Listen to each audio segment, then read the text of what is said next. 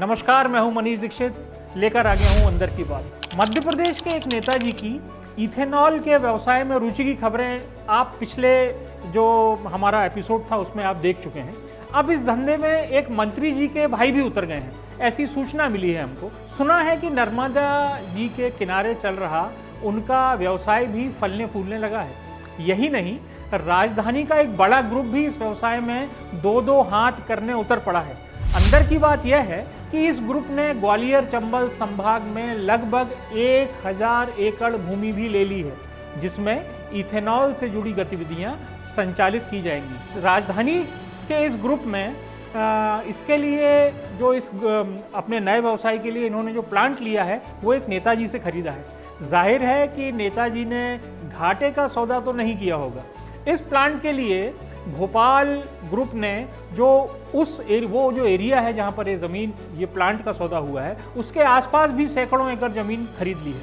आपकी सुविधा के लिए और गैस वर्क को थोड़ा कम करने के लिए अभी इतना ही बता सकते हैं कि इस ग्रुप का सामना हाल ही में ईडी से भी हो चुका है।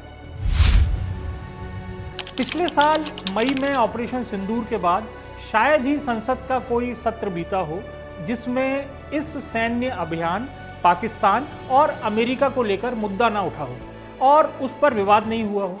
अब संसद का मानसून सत्र जल्द शुरू होने वाला है और इससे पहले ऑपरेशन सिंदूर का मुद्दा फिर सामने आ गया है। दरअसल भारत सरकार ने पहली बार सार्वजनिक किया है कि इस ऑपरेशन के दौरान 6 सैनिक शहीद हुए थे। इन सभी के नाम इंडिया गेट के पास युद्ध स्मारक पर अंकित किए गए हैं।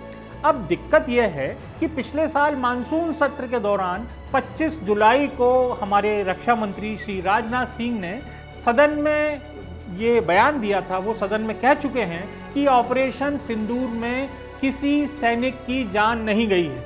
हालांकि उस दौरान शहीद सैनिकों के ताबूत उनके घर पहुंचे थे और लोग जानते थे कि शहादत तो हुई है। सो विपक्ष से विशेषाधिकार का मुद्दा बना रहा है और सत्र के पहले दिन इसे जोर शोर से उठाने की तैयारी में है। अब देखना होगा कि संसद में सरकार कैसे अपना बचाव करती है। कभी कभी ऐसा वाकया हो जाता है जिसकी आपको लेश मात्र भी उम्मीद नहीं होती। जानकारियों के लिए केंद्र सरकार की आंख और कान माने जाने वाले एक विभाग के आला अधिकारी के साथ भी हाल ही में कुछ ऐसा ही हुआ। वो साहब झीलों की नगरी में पधारे और प्रदेश में विपक्षी पार्टी के एक नेता से सौजन्य भेंट करने पहुंचे। थोड़ी देर तो सब सामान्य रहा, मगर कुछ समय बाद कांग्रेस के नेता ऐसे खुले कि साहब भी अवाक रह गए। अंदर की बात यह है कि कांग्रेस नेता ने अपनी ही पार्टी के कुछ नेताओं के बारे में कुछ ऐसी बातें कह दी जिसकी उम्मीद शायद उन्हें नहीं होगी। उन्हें यानी कि साहब को बताते हैं कि उन्होंने जो कांग्रेस के नेताजी थे उन्होंने तथ्यों के साथ भी कुछ जानकारियां शेयर की हैं। अधिकारी महोदय को समझ में नहीं आ रहा है कि वाकई मध्य प्रदेश कांग्रेस में सब कुछ ठीक नहीं है या फिर नेताजी ने उनकी फिरकी ली है। कोई भी ऐसा फैसला जो आपको बांध दे या जिम्मेदारी तय करे अमूमन रास नहीं आता। मध्य प्रदेश के मंत्रियों के साथ भी ऐसा ही कुछ हो रहा है। प्रदेश अध्यक्ष हेमंत खंडेलवाल द्वारा जिन मंत्रियों को भाजपा कार्यालय में कार्यकर्ताओं की समस्या सुनने के लिए बैठाया जा रहा है, वह कुछ मंत्रियों को ठीक नहीं लग रहा। वैसे अभी तक इसका पालन ठीक ही चल रहा है और अब तो प्रदेश भर में मंत्रियों के बैठने का टाइम टेबल जारी होने लगा है, जिससे संबंधित विभाग के कार्यकर्ताओं को एडवांस में ये जानकारी हो जाए कि कौन से मंत्री वहाँ बैठने वाले हैं भाजपा कार्यालय में, जिससे वो अपने उस विभाग से जुड़े जो उनके काम है या वो समस्या है वो लेकर भोपाल पहुंचे। हालांकि कुछ मंत्री हर माह पार्टी कार्यालय में बैठने के फरमान से नाखुश हैं। उनका मानना है कि पहले की व्यवस्था ठीक थी, जहां कार्यकर्ता प्रदेश कार्यालय मंत्री को आवेदन देते थे, पार्टी कार्यालय से पार्टी का लेटर हेड लगाकर संबंधित मंत्री जी को भेजा जाता था। अब नाहक ही उन्हें अपने सब काम छोड़कर कार्यालय में मुस्कुराते हुए कार्यकर्ताओं की बात सुननी पड़ रही है। अच्छा, बैठने से वे मना इसलिए नहीं कर सकते क्योंकि ऐसा करने से अध्यक्ष जी के नाराज होने का खतरा बना रहता है और इसकी संभावना रहती है, इसीलिए मन मारकर भी वो अभी कार्यालय में बैठ रहे हैं।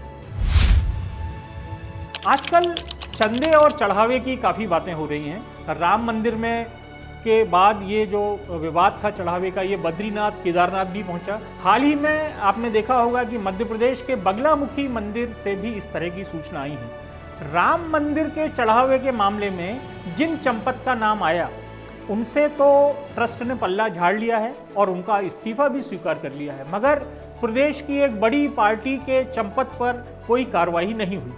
अंदर की बात यह है कि पार्टी के हिसाब किताब में लगभग 25 से 30 करोड़ का हेरफेर सामने आया है। जाहिर है इस आंकड़े को देखकर सब हैरान हैं। वित्तीय लेखों में अनाप शनाप खर्च दिखाए जाने की बात सामने आ रही है। इसके अलावा उन लोगों ने भी कोई रकम मिलने से इनकार किया है जिनके नाम पर चुनाव के दौरान राशि देना दिखाया गया है।